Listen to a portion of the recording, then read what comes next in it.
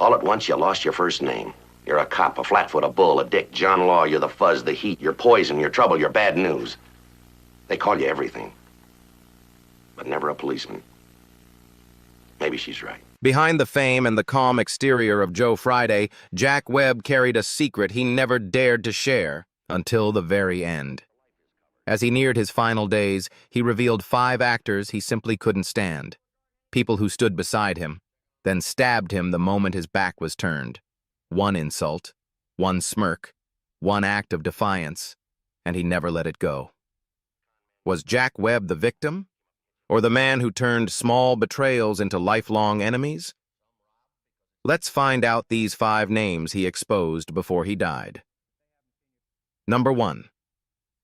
Richard Boone, the man who declared war on Jack Webb.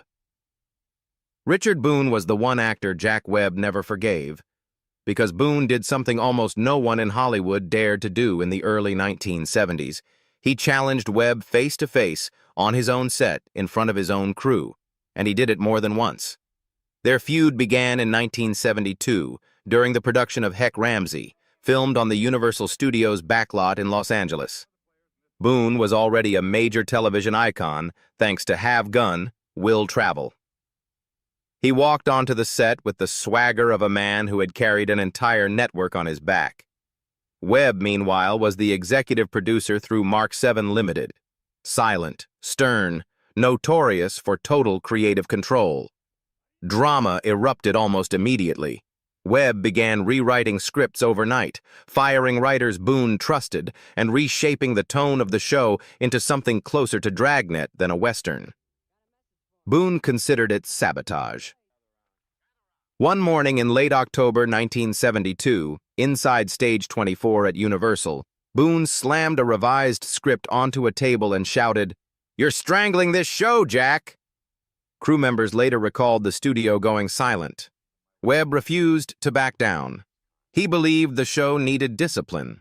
Boone believed Webb was stamping out every ounce of soul and character development. When Webb removed director William Wyard, Boone's longtime collaborator, the actor exploded, telling NBC executives that Webb was running the series like a military drill. The quote spread quickly through studio hallways, infuriating Webb. By early 1973, tensions had escalated to nearly physical confrontation. During a heated meeting in Webb's Mark 7 office on Lancashire Boulevard, Boone reportedly stood up, pointed at Webb, and said, "I don't take orders from a man who doesn't trust his own actors." Webb later told colleagues Boone was unmanageable, a word he rarely used. The hostility became so toxic that by the final season, the 2 men communicated only through assistants. NBC executives later admitted that Heck Ramsey didn't end because of ratings. It ended because the show was a battlefield. For Jack Webb, Boone was the ultimate enemy. Emotional, defiant, unpredictable, and unwilling to obey the hierarchy Webb demanded. And Boone remained, until Webb's final years, the one actor he truly hated without hesitation. Number 2. William Conrad, the betrayal that turned admiration into silent hatred. William Conrad never expected Jack Webb to cut him loose, and that's exactly why the betrayal hit harder than anything Webb ever did to another actor. Their feud didn't start with shouting or power struggles. It began with a single decision Webb made behind closed doors, a decision that blindsided Conrad and humiliated him in front of the entire radio industry.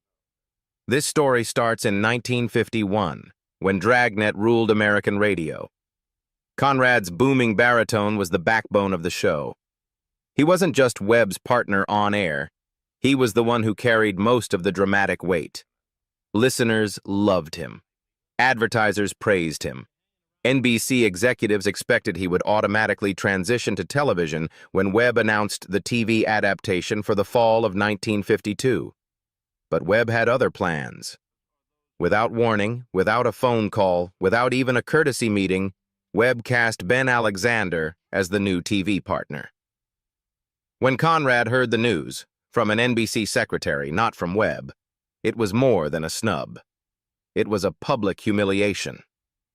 Conrad told a colleague at CBS the same afternoon, "Jack didn't even look me in the eye. He just erased me." That sentence spread quickly through the Los Angeles radio community, and once the press heard whispers that Conrad had been discarded for being too heavy and not TV material, Webb's resentment toward Conrad became permanent. Webb despised gossip, and he blamed Conrad for fueling it. Timeline accounts from sound engineers at the old Sunset Boulevard radio studios reveal that Conrad tried calling Webb twice in early 1953. Both calls went unanswered. Webb reportedly told his assistant, "We're not opening that door again." The bitterness deepened when Dragnet exploded on television, becoming a national phenomenon.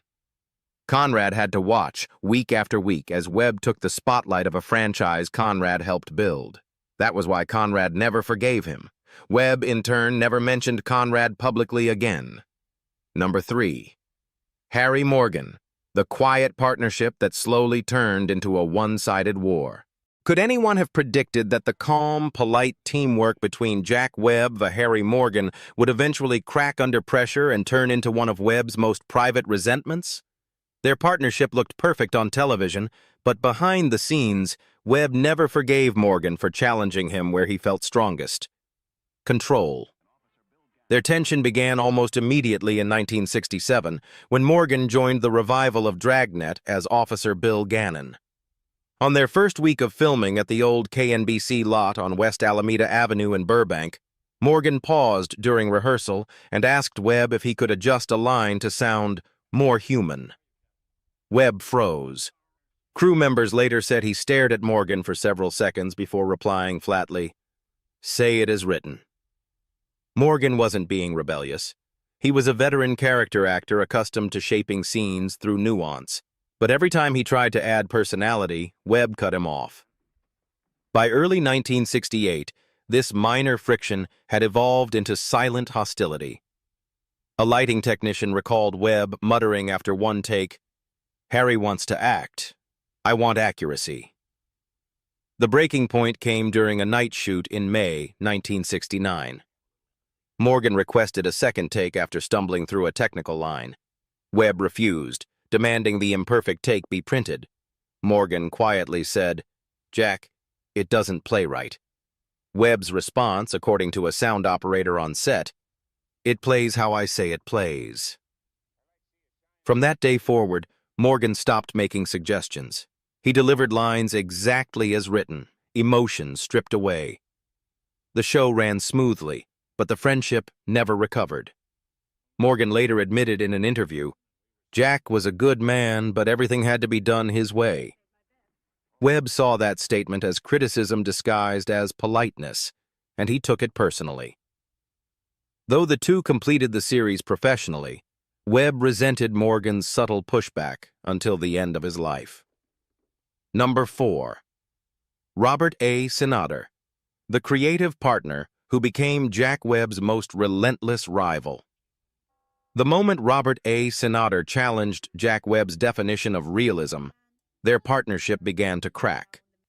They were supposed to be allies, co-creators, shaping the future of TV drama, but by 1971, during the earliest development meetings of Emergency, Senator became the one collaborator Webb grew to despise for a reason no actor ever triggered. Senator questioned his authority in front of an entire room. Their first major clash erupted during a late afternoon meeting inside Universal Studios Building 24.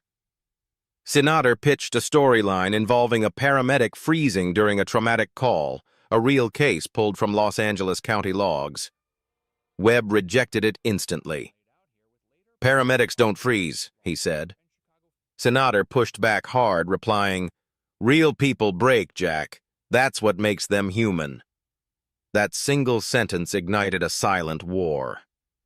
By early 1972, as filming for Emergency began on the Universal backlot, Webb's frustration grew.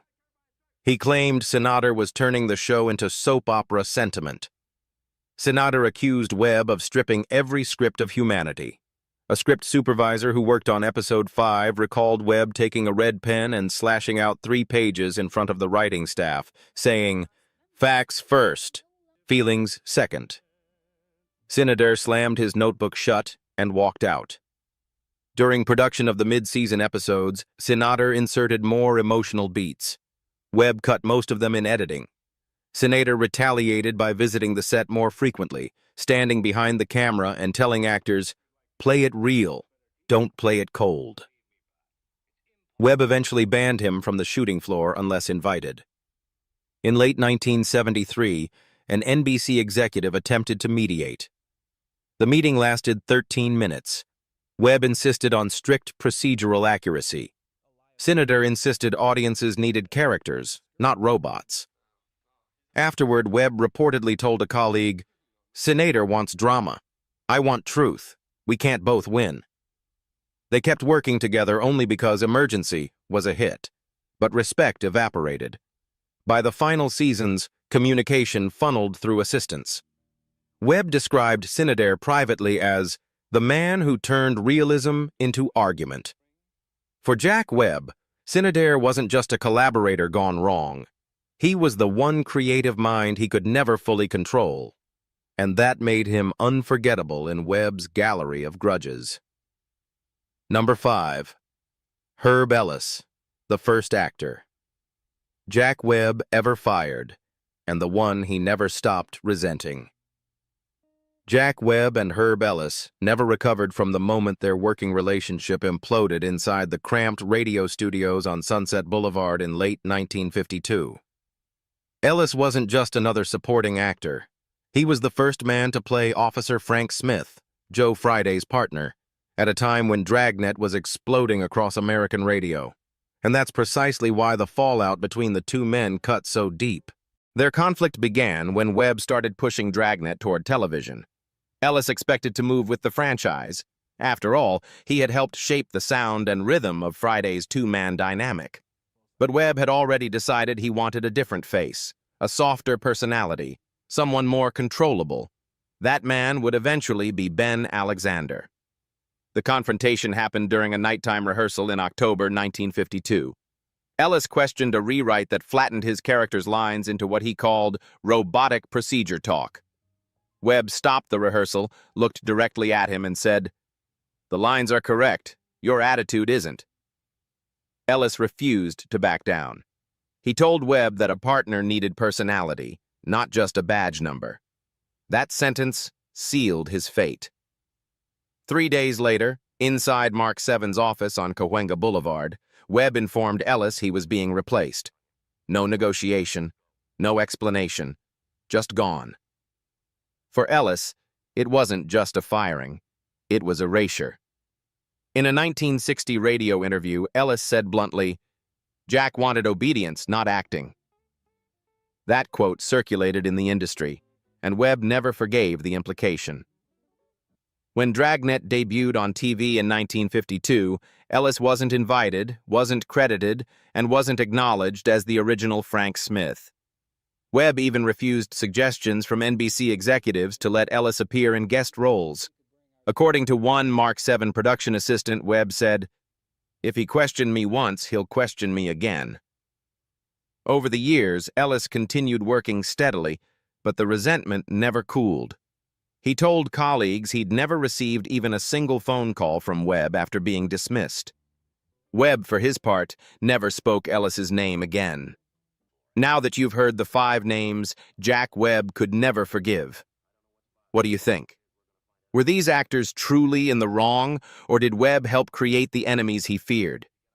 Tell me your thoughts below, and don't forget to like, subscribe, and follow for more stories just like this.